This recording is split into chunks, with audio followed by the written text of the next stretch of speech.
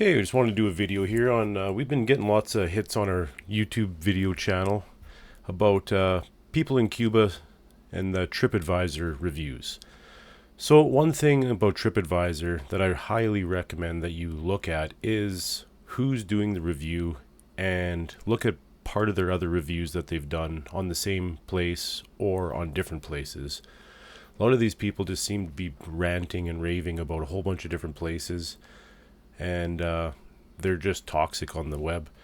So what we're going to do is we've been watching a whole bunch of different places and looking to go to Mexico, Dominican Republic, Jamaica, back to Cuba again here soon.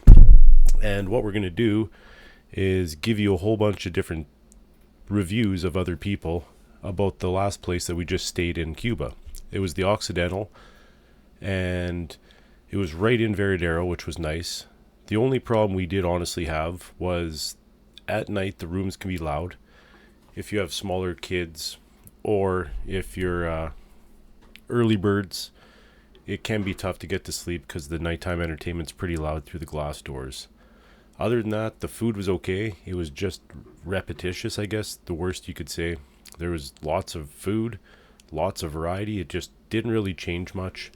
We had the Barcelo Solomar right next to us, so we went to that one, which kind of made the repetition less. Their stock totally different, so there's not a lot of the same food there other than the fruits and breads and stuff like that. But yeah, on to these reviews. So if you're on TripAdvisor, you see a lot of weird reviews. It's kind of funny, honestly. You can be a stand-up comedian just reading some of these things. So I'm going to get to some of these, just go through some of these quick. I'm not going to get into names or anything. I'm going to keep everything private. But literally all of these reviews were on the Occidental Arena Blancas, which we just got back from. And keep in mind, guys, you have to do your homework. Most of these reviews is people that did not do their homework and got unexpectedly what they got. Also, another tip, you're not going to get a resort or an all-inclusive trip for $1,000 that you think is worth $3,000 or $4,000. It's just you get what you pay for, people. That's mostly it. So yeah, this is from a Cuban resort. There was lots of people smoking cigars at this hotel. We do not like the smell of cigars. This was a big turnoff for us. Well, you're not going to win that one. Cuba is home of the cigars. There's going to be a lot. People literally go to Cuba to smoke cigars. So that's just ridiculous on that one. Guests slam doors. Excuse me. This is every resort we've ever been to, and most any hotel we've ever been to. All of these doors are super heavy doors. People get drunk, then they go to bed. They're going to slam their doors certain places. This is almost impossible to get rid of. Just if you are the guests, please, people, don't slam your doors. Just be conscientious to everybody. Key cards kept demagnetizing. Most of the time this is from your phone. If you keep your key card in the same pocket as your phone, this is going to happen. Everything was more expensive in the hotel gift shop than in town at the stores. Everywhere you go, this is going to happen. It's not the place you want to shop. The prices will be higher. Plus, you're just talking to some resort staff person. Get out into the towns, talk to the local people. You might have an experience you'll remember for a lifetime. You're not going to get that experience buying an overpriced item in the hotel. Get out on the street, meet some people, guys. Some of the travelers we met there were rude. Well, that's anywhere you go. There's not much you're going to do about that. Most of the time when you're in holiday mode, people are also in holiday mode, so they should be friendly. You're going to get a whole bunch of different people from around the world, wherever you travel to, especially in Cuba. So just as the language barrier or just as people act, you might just find them offensive, and that's just maybe not the case. We enjoy American beer, which was just not there.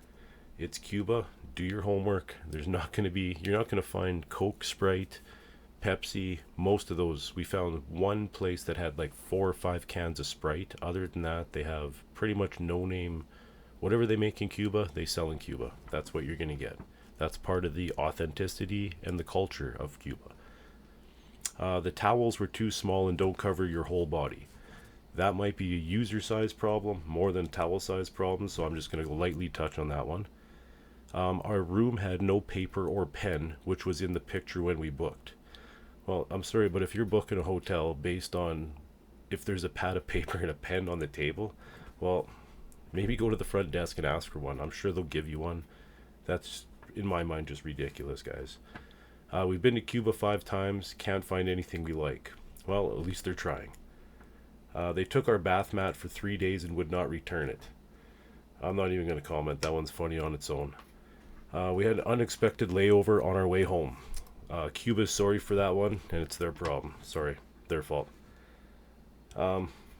Pretty much what I'm getting at here is it's mostly just complaining to be heard. Lots of this is nothing of the hotel's fault. I will say the food, depending on who you are, we are the kind of people that cook for ourselves most of the time at home. We buy our groceries, we eat our leftovers. We're not picky people. We didn't have any problems. Like I said, the food is pretty repetitious, but there's also about 40 items. So eat 10 different things and you'll have enough repetition for a couple days. Like I say, most of these bigger chains are like buy one, stay at all. So you can eat at different hotels. Use that. The hotels are not that far, depending on where you are, to a local restaurant, especially if you're staying at the Arena Blancas. It's literally steps away from a couple different restaurants that are great. They're cheap. You can use American, Canadian, euros, their own currency. It's pretty easy to do anything here. It's safe. It's a tropical destination.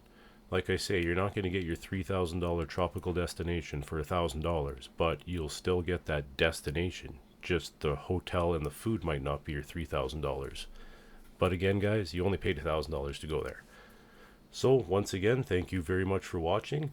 I'm going to do a couple more of these videos to see if you guys like them, and I'll pick a couple different places or just do generalized locations.